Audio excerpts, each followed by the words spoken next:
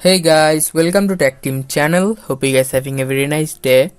In this video, I'm going to show you how to find deleted photos on Android phone.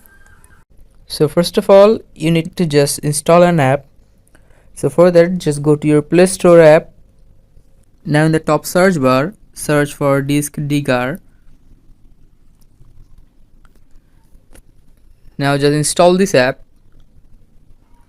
There are some other apps like Disk Digger where you can recover your deleted items.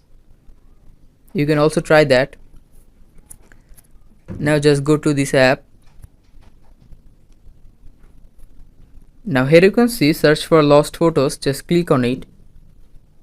You need to just give some permissions. Go to settings and click on allow.